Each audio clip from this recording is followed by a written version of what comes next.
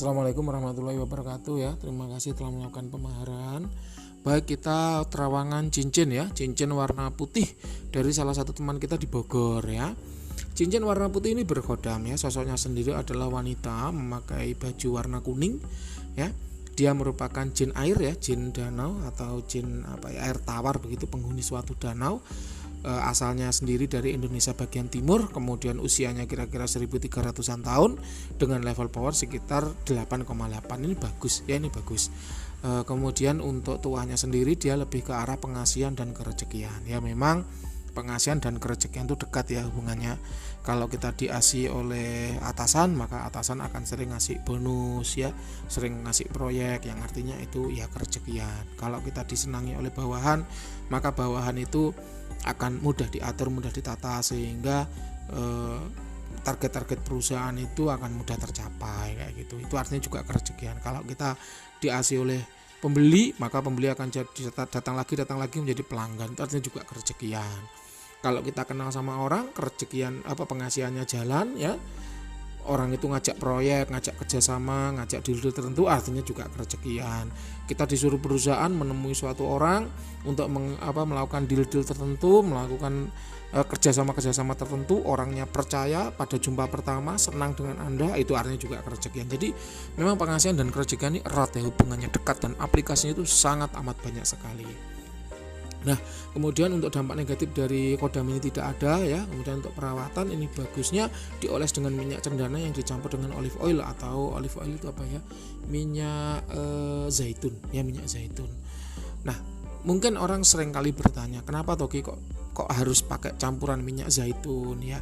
Kenapa kok enggak minyak cendana saja? Karena begini, saya menemukan fenomena karena saya ini juga sempat jualan minyak ya. Saya menemukan fenomena bahwa minyak-minyak esensial yang ada sekarang ini semua itu terbuat dari bahan kimia. Ya, terbuat dari bahan kimia. Jadi dia bukan hasil sulingan. Kalau misalnya minyak cendana ya bukan hasil sulingan kayu cendana gitu. Kalau minyak melati ya bukan hasil sulingan bunga melati. Terbukti dari harganya yang 1 mili cuma 3.000 ya.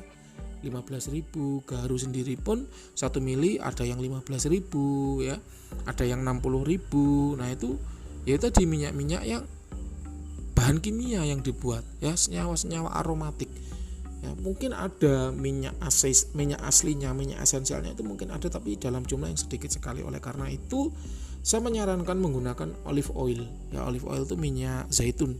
Kenapa? Karena itu masih dibuat dengan biji zaitun yang asli. Atau kalau nggak gitu pakai minyak kelapa. Minyak kelapa itu minyak klentik. Kalau orang Jawa bilang itu minyak klentik, yaitu minyak dari santan yang diperas, kemudian santan itu dipanaskan ya. Santan dipanaskan terus-menerus hingga keluar minyaknya. Nah, minyak itulah yang disebut dengan minyak kelapa atau minyak klentik.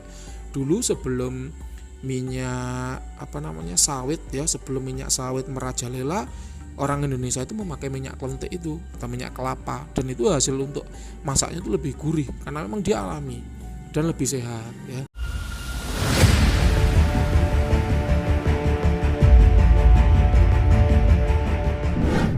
Cuman sayang aja kita itu udah dijajah ya dengan sawit ya, dijajah juga dengan minyak sawit itu, sehingga ya itu tadi akhirnya kolesterol ya, darah tinggi dan lain sebagainya ya. Ini kembali ke kualitas ya, memang minyak klentik itu mahal, tapi ya itu tadi kualitinya bagus. Itu aman untuk manusia, ketika dioleskan ke suatu azimat berkhodam pun bagus, kualitinya bagus ya. Oke, itu sedikit rahasia yang saya beritahukan ke Anda ya. Terima kasih telah melakukan pemaharan ya. Selamat malam.